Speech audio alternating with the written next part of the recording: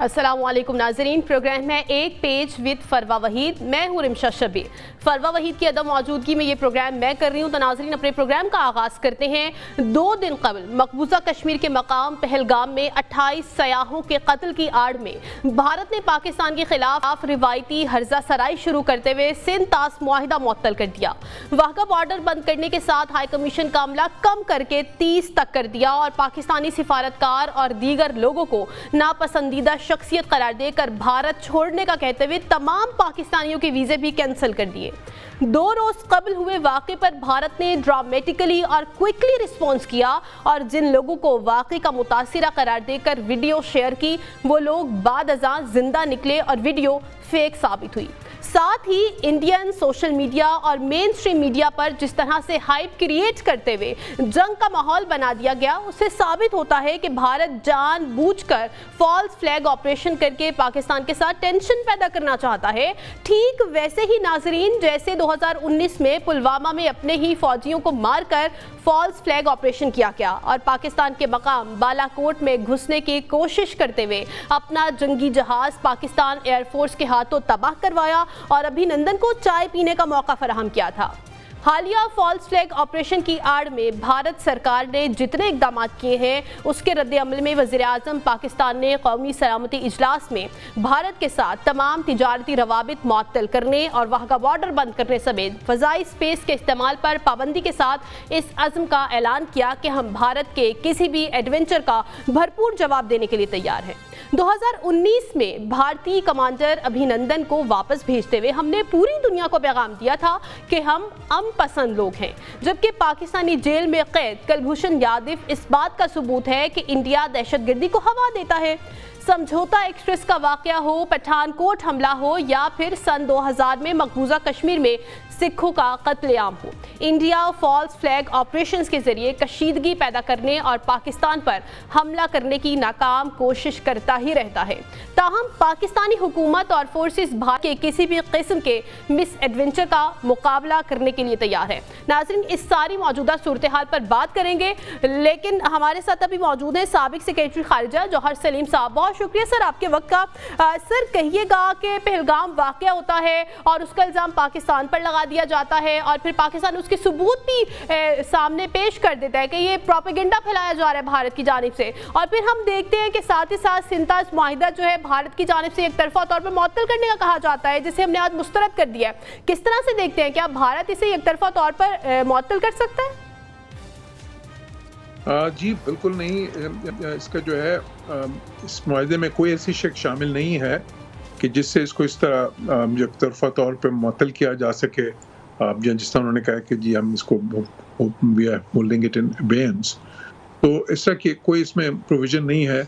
बिल्कुल ये एक और वैसे भी एक बहुत इश्तियाल अंगेज़ किस्म की उन्होंने कार्रवाई की है। जो केस देखें, इससे पहले पाकिस्तान और इंडिया के दरमियान बहुत सारे मुश्किल हाल इससे पहले भी बहुत आती रही हैं, जंगें होती रही हैं, कॉन्फ्लिक्ट्स ऐसे हुए हैं बहुत सारे, लेकिन उसमें कभी भी इस लेवल तक इंडिया नहीं पहुंचा। और इस बार अभी तो जंग की सूरत हाल नहीं है। एक अगर वहाँ पे एक अटैक हुआ है जिसमें इनोसेंट लाइफ जो है वो लॉस्ट हुई हैं, और पाकिस्तान ने देखें उस पर हमने तो कॉन्डोलेंस पाकिस्तान ने अपने मैसेज उस पर भेजा, और उसके बाद जो है इंडिया ने बगैर कोई तहकीक किए कोई इतनी डिटेल इन्वेस्टिगेशन, अगर उससे इन्वेस्टिगेशन उनको पाकिस्तान की मदद किसी तरह से चाहिए थी तो वो भी मिलती है, उसके जराए भी मौजूद होते हैं।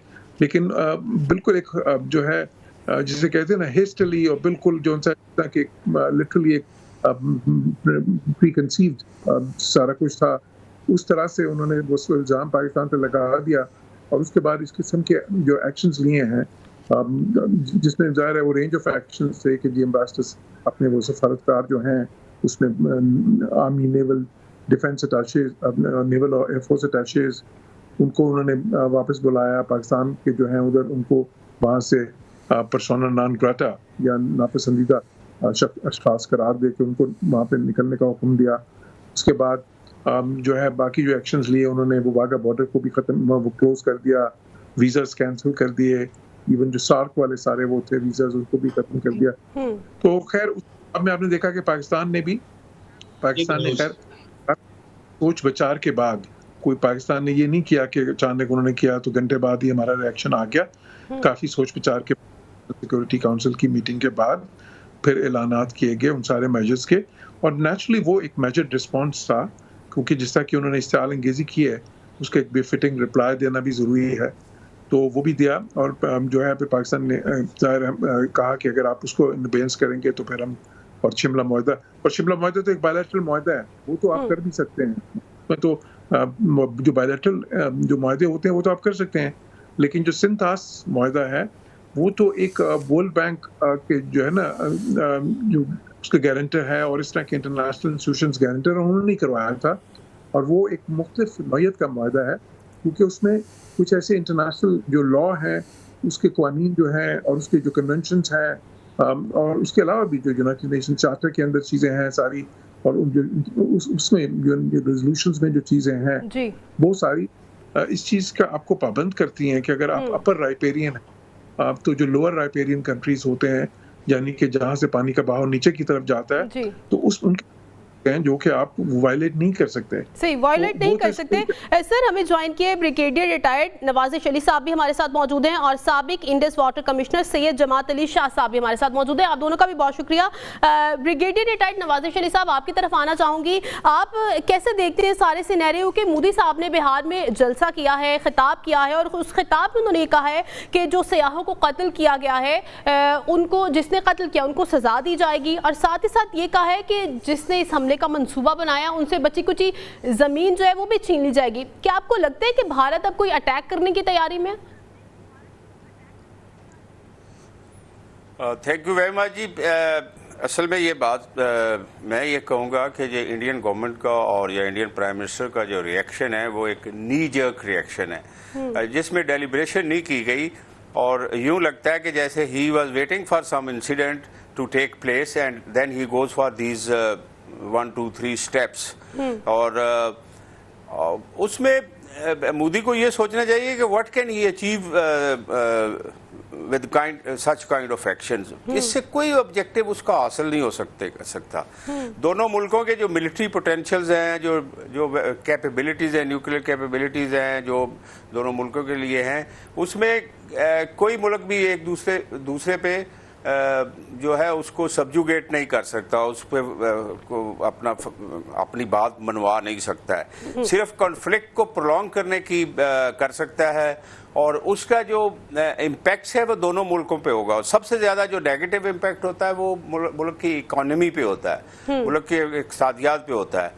और इंडिया की पॉपुलेशन देखें 1.5 अरब से ज़्यादा है, और वहाँ पे जो है जब ये वार मॉन्गरिंग करेगा मोदी, और जब ये ऐसा कोई स्टेप लेगा तो पूरे हिंदुस्तान पे इसके इम्पैक्ट होएगा। ना देखने वाली बात यह है कि मोदी अचीव क्या कर सकता है। इसके मिलिट्री पोटेंशियल्स और जो हमारी डिप्लॉयमेंट है दोनों फोर्सेस की नॉर्थ से south along the international border, वो ऐसी है कि उसमें कोई मीनिंगफुल ऑब्जेक्टिव मोदी हासिल नहीं कर सकता। सर, आपको क्या लगता है कि क्या उन्हें सियासी तौर पर इससे कोई फायदा हो सकता है?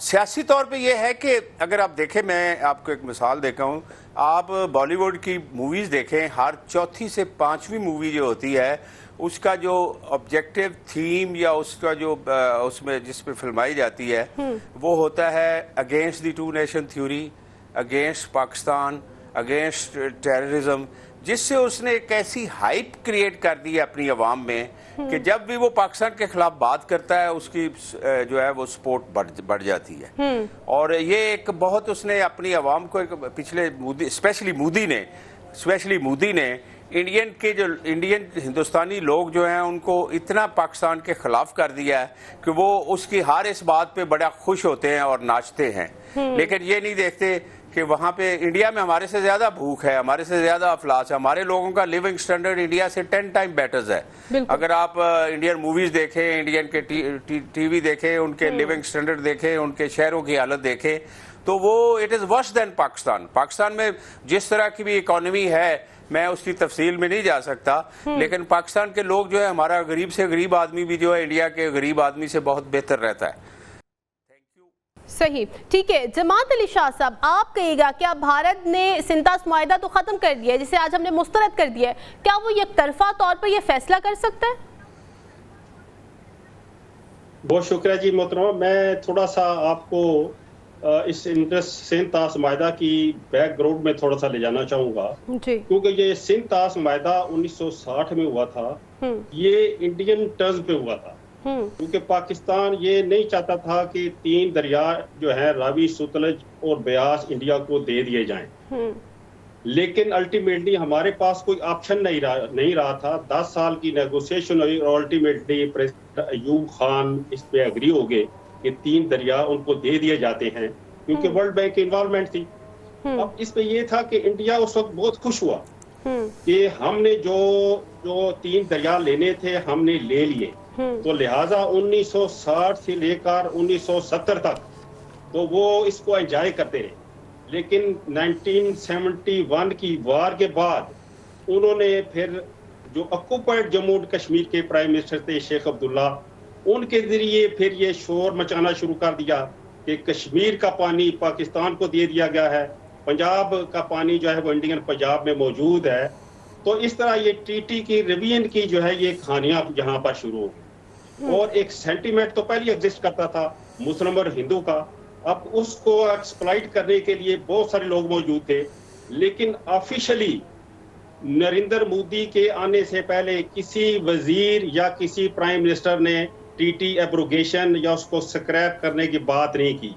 सिर्फ नरेंद्र मोदी जब आए हैं, इन्होंने 2 साल पहले एक फिर स्लोगन लगाया था कि पानी और खून साथ नहीं बह सकते और हम टीटी को स्क्रैप कर देंगे, पानी रोक लेंगे। लेकिन फिर लोगों ने उनको समझाया कि ये टीटी परमानेंट है, आप इसको नहीं छेड़ सकते। तो फिर उसने यू टर्न लिया। नहीं, उसने कहा जी मेरा तो मकसद ये था कि जो रिवर हमें मिले हैं उसका पानी जो अनयूटिलाइज पाकिस्तान के पास जा रहा है, हम वो उसको लेना चाहते हैं।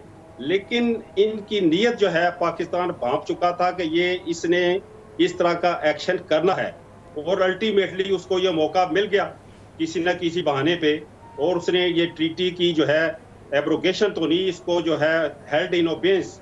अब हेल्ड इन ओबेंस जो है इसमें क्या चीजें हैं कि टीटी में क्या चीजें चल रही हैं।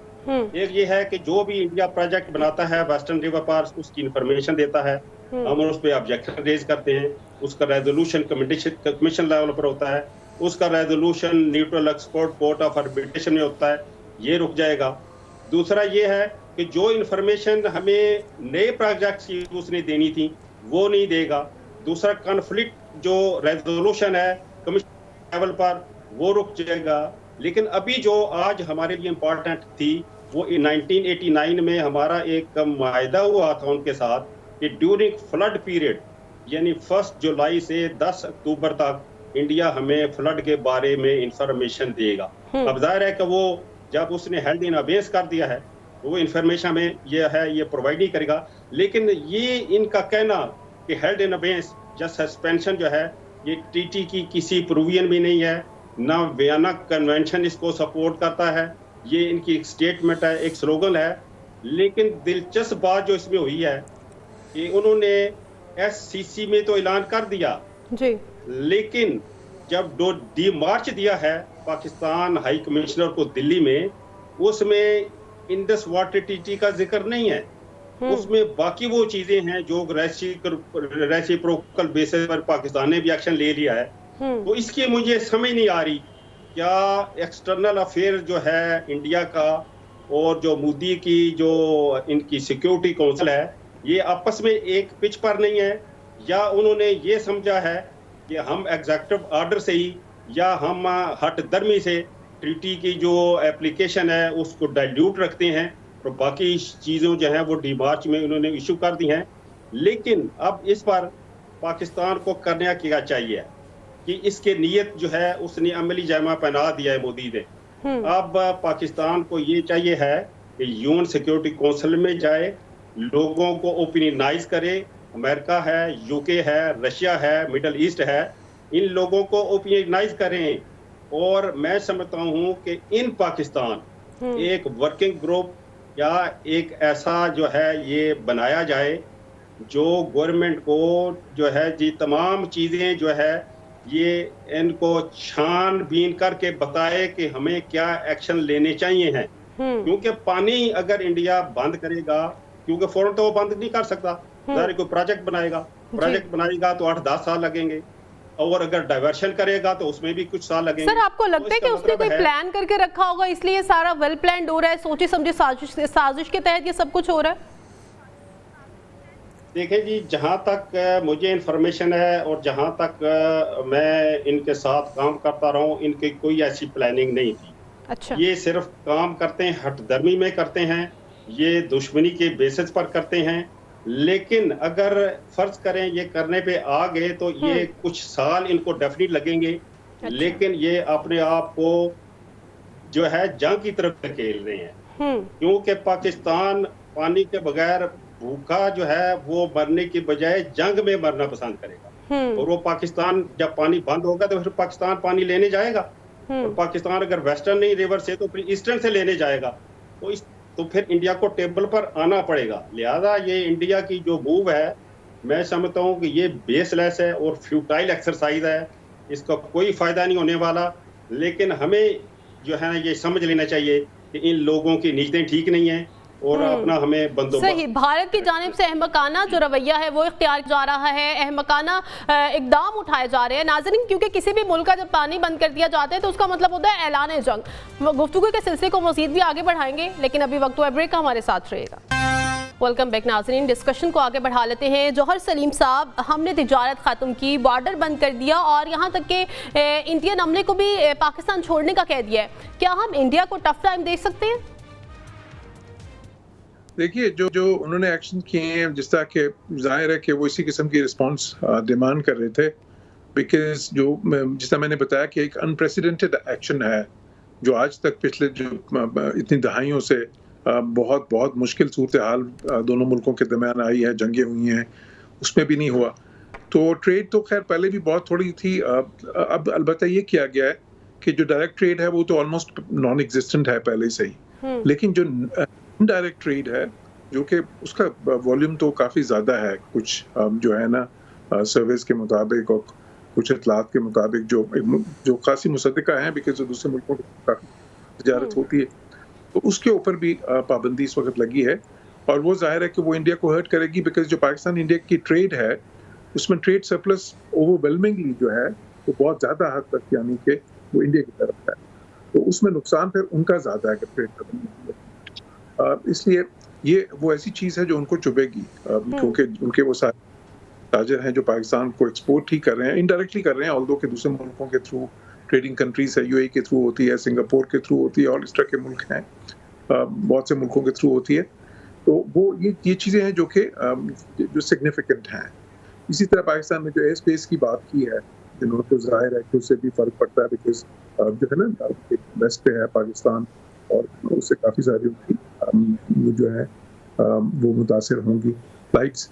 तो इसके साथ ही साथ जो सबसे ज़्यादा अहम चीज़ है वो पाकिस्तान ने ये कहा है कि अगर उन्होंने, देखिए जैसा मैंने पहले कहा कि ट्रीटी, ये जो इंडस वाटर ट्रीटी है या सिंध-तास मुआहदा जिसको हम कहते हैं, उसको इन अबेयंस रखना एक चीज़ है, लेकिन उसके बाद वो जो एक्शंस हैं जहाँ पे कि जिसमें कि आप पानी को डाइवर्ट करें या पानी को रोक दें, वो एक्शन जो हैं वो है कि पाकिस्तान की जो है पानी जो है, देखिए पानी तो जिंदगी है, उससे लाखों रोजगार भी वाबस्ता है, लाखों लोगों की सिर्फ रोजगार नहीं बल्कि लाखों लोग पानी पे, हम सारे पानी पे ही पलते हैं, फसलें भी पानी होती हैं, हर चीज़ के जो है वो इकॉनमी जो सी, हमारी तो अग्रेरियन इकॉनमीज हैं, इवन पाकिस्तान के अलावा इंडिया की खुद भी अग्रेरियन है जो एग्रीकल्चर पे बहुत डिपेंड करती हैं, तो उसके लिए पानी तो बहुत ही अशद ज़रूरी चीज़ है। और वैसे भी, और ये जो इसमें बहुत सी तारीख में ऐसी मिसालें मौजूद हैं जहाँ पे जब मुल्कों में इस तरह की जब इश्तियाल अंगेज़ी हुई है, जहाँ पे एक दूसरे का पानी बंद किया गया है, तो वो फिर वायलेंस में ही इमर्ज हुई हैं चीज़ें।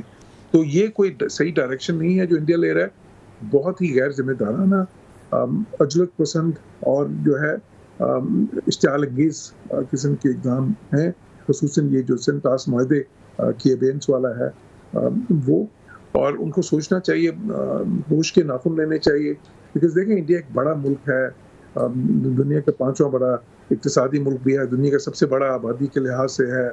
इस जनूबी एशिया की तो आधी से ज़्यादा जो आबादी है वो इंडिया ही की है साइज के हिसाब से भी इतना। तो ये सारी चीज़ों के साथ जब है आपके अंदर एक रिस्पॉन्सिबिलिटी भी होनी चाहिए। You should be more responsible जब आपको इस तरह की जो आपका जो इतना साइज हो और इस तरह की ताकत भी हो, जो मैं इंडस्ट्रियल और जो है ना इक्तिसादी ताकत की बात कर रहा हूँ, इवन वो अपने आप को मिलिट्री पावर भी बहुत बड़ी समझते हैं। तो इन सारी चीज़ों में जब आपके पास ये आती है तो फिर उसके साथ साथ एक जो है ना उसमें जिम्मेदारी भी आती है। लेकिन अगर आप उसको पूरा नहीं तो एक आप मेच्योरिटी का जो है ना इजहार कर रहे हैं और इस चीज़ का इजहार कर रहे हैं कि आपने जो है ना अपनी जो डोमेस्टिक पॉलिटिक्स है उसको इंटरनेशनलाइज कर दिया है। बिकॉज ये तो उनका एजेंडा है ना बीजेपी का, जो कि एक पाकिस्तान मुखालिफ एजेंडा है, एक मुसलमान मुखालिफ एजेंडा, जिसमें उन्होंने अपनी सारी सियासत जो है उसको बिल्ड की है। लेकिन अब उसको अगर आप एक्सटर्नलाइज करेंगे तो उससे तो फिर जाहिर है कि बहुत ही ज़्यादा कॉन्फ्लिक्ट पैदा होगा। साउथ एशिया जो जनूबी एशिया है वो ऑलरेडी दुनिया के उन खितों में आता है जहाँ पे सबसे ज़्यादा कम हम आहंगी है, जहाँ पे आपस में ट्रेड सबसे 5% जो 5% ट्रेड है वो साउथ एशिया के मुल्कों की आपस में है, जो दुनिया में सबसे कम है। रीजनल इंटीग्रेशन ना होने के बराबर है और उसकी वजह से सारे को ही नुकसान हो रहा है। जो तरक्की का सफ़र है उसमें सबसे बड़ी रुकावट ये है साउथ एशिया में कि आपस में कनेक्टिविटी नहीं है, सही कनेक्टिविटी नहीं है। ठीक है, नवाज़िश अली साहब आपकी तरफ आना चाहूंगी। आप कहिएगा कि 2019 में पुलवामा के बाद बालाकोट में एयर स्ट्राइक की थी भारत ने, तो क्या अब भी किसी ऐसे ही टारगेट को तलाश करेगा?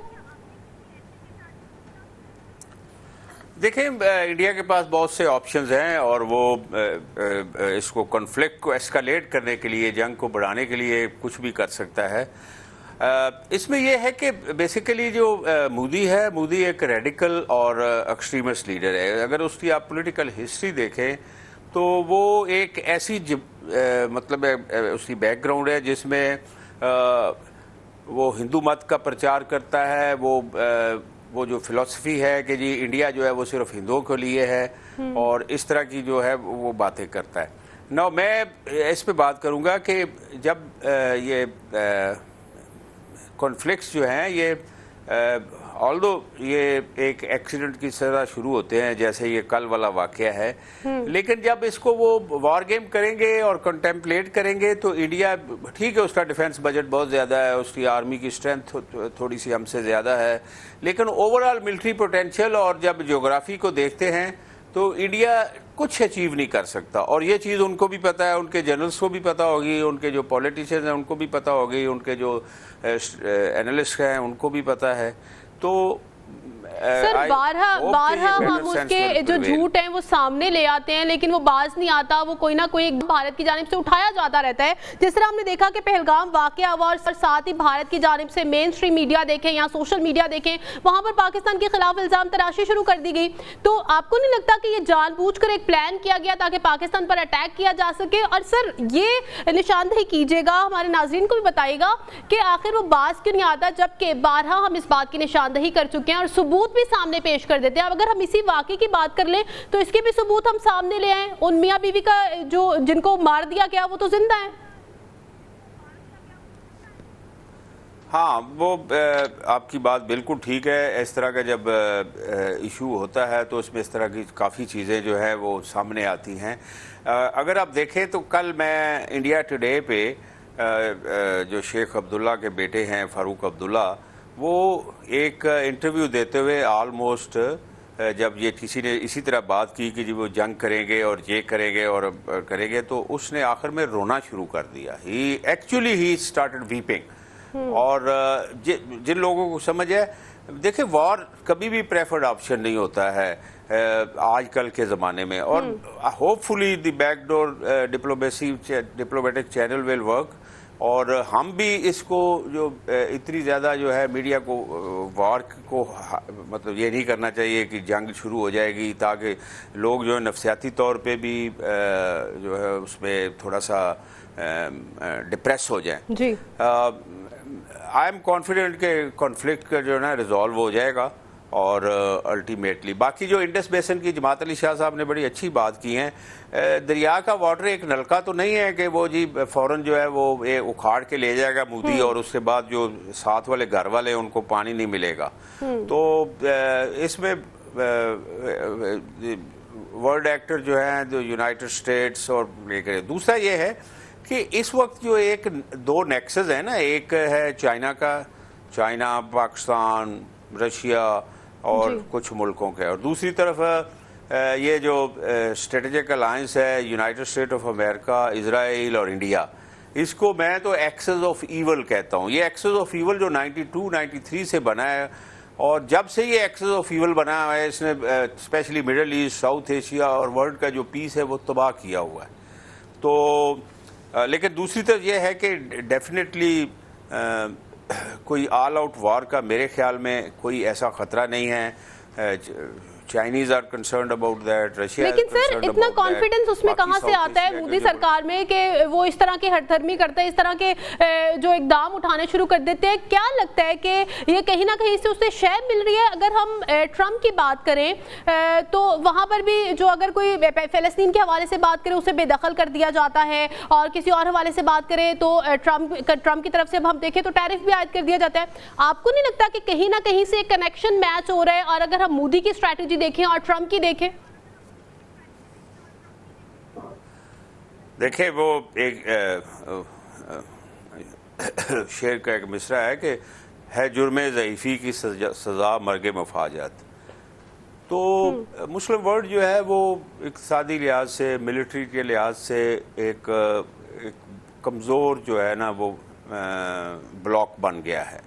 तो जिसकी वजह से ये जो उसके मुखालिफ जितने भी मुल्क हैं जो कि मुसलमानों के मुखालिफ हैं, वो आपस में गठजोड़ करके मुसलमानों को हमेशा जो है, अभी आप देखें ना मोदी को ये 22-25 आदमी जो हैं जो कि अनफॉर्चुनेटली जिनकी डेथ हुई है वो तो बहुत प्यारे हैं, और ट्रंप ने भी स्टेटमेंट दी है, अमेरिकन वाइस प्रेसिडेंट ने दी है। लेकिन फ़लस्तीन में जो है रोज़ आप अखबार उठा के देखें, डेली जो है 20-30-40 के करीब जो है फ़लस्तीनी जो है वो गाज़ा में जो है वो मर रहे हैं, गाज़ा स्ट्रिप में।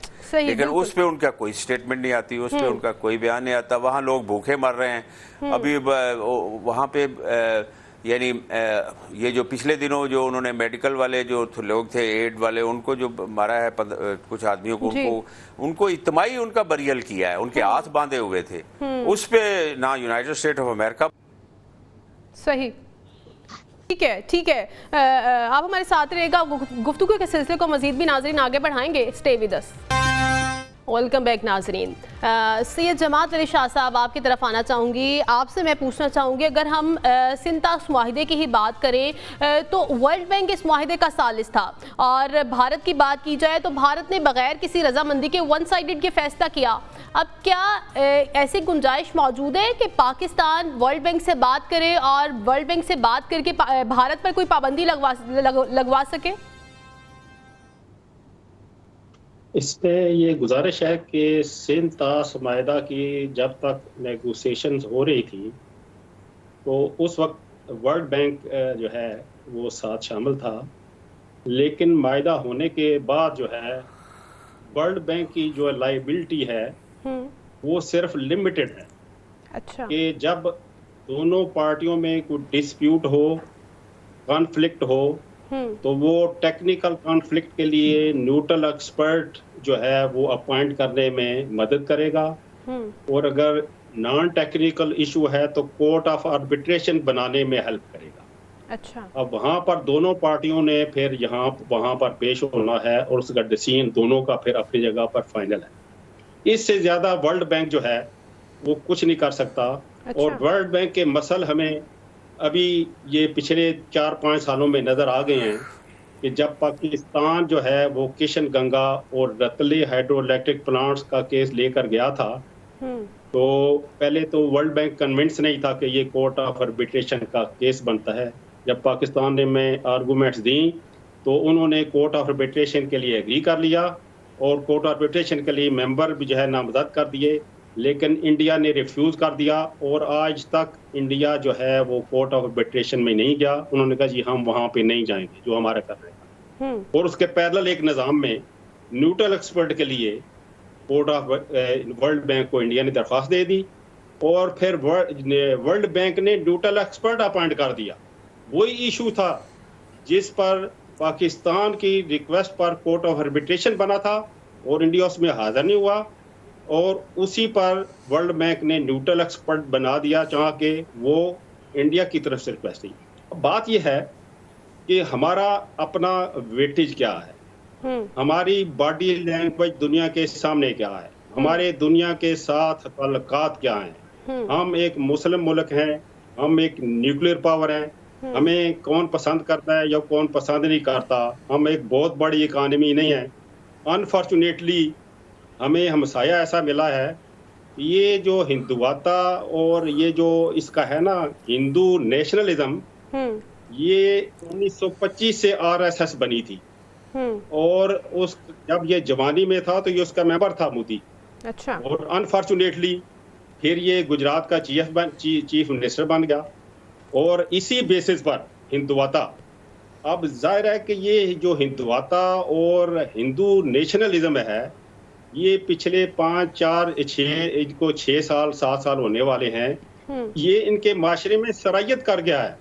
आपको अभी ब्रिगेडियर जनाब नवाज अली शाह साहब ने बताया होगा कि ये किस तरह वहां पर मीडिया में इंडिया के लोग बोल रहे हैं, तो ये सारा पेनिट्रेट कर चुका है जहर जो है।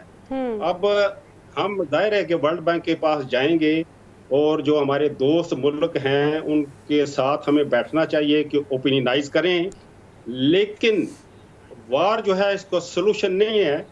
और अब कौन समझा सके मोदी को कि आप पानी जो है ये एक इंटरनेशनल मायदा है, इसमें कोई प्रोविजन नहीं है, आप इस तरह की बात ना करें। लेकिन अगर वो इस बात पर कायम रहता है, लेट सपोज कि मजीद 2 साल यही प्राइम मिनिस्टर रहता है और ये पानी में कोई ऐसी गड़बड़ करता है, तो फिर जाहिर है कि वार का खदशा तो फिर होगा। सही। और जो वार है वो एक कोई सस्ती चीज नहीं है सर। अगर पानी भारत जो है पानी बंद कर देता है और रिपोर्ट भी पेश नहीं करता, तो क्या हम अपने दरियाओं में आले लगाकर पानी की मिकदार का पता लगा सकेंगे? नहीं, देखिए जी, पानी का मिकदार जो है हमारे पास हिस्टोरिकली 1926 और 1927 से आ रही है ना, जो हमारे पास इंफॉर्मेशन मौजूद है। और हमारे पास अभी भी वो पानी जो 1926-27 में था, वो जो मौसम की तब्दीली में थोड़ा बहुत जो प्लस माइनस है, वही पानी अभी तक हमारे पास आ रहा है। क्योंकि इंडस पार इंडिया इसके साथ कुछ नहीं कर सकता। जेलम में एक छोटा सा दरिया है, उसमें इसके कोई ज्यादा प्रोजेक्ट नहीं है। चिनाब पर इसके 2 प्रोजेक्ट हैं, लेकिन उसमें भी कोई उनकी कैपेसिटी या कैपेबिलिटी उस तरह की नहीं है कि यह हमारा पानी मानसून में रोक सके। हाँ, कैपेबिलिटी उस तरह से नहीं कि पानी रोक सके। नवाज अली साहब, आप कहिएगा कि अब हमारे पास क्या प्लान है, क्या हमारी स्ट्रेटेजी होगी कि भारत के साथ हम बेहतरीन जंग लड़ सकें? देखिए, war is not a preferred option, ठीक है, हमें भी इस पे बहुत ज्यादा नहीं हो चाहिए। वॉर इज जस्ट जो है एक इंस्ट्रूमेंट ऑफ पॉलिसी, वो कहते हैं यानी इंस्ट्रूमेंट है जो कि अपने पॉलिटिकल ऑब्जेक्टिव जिससे आप अचीव कर सकते हैं। और इसमें यह है कि मोदी जो है, मोदी इसको वॉर या थ्रेट टू वॉर या ये करके वो अपने कुछ पॉलिटिकल ऑब्जेक्टिव जो हैं वो मतलब अचीव करना चाहता है। मसलन जैसे उसने कहा है कि पानी का बंद कर देगा, you know, this is an act of war. No, अगर वो एक्ट ऑफ वॉर कमिट करता है तो हम रिस्पॉन्ड करेंगे, लेकिन वो कहते हैं कि मतलब it is just an instrument.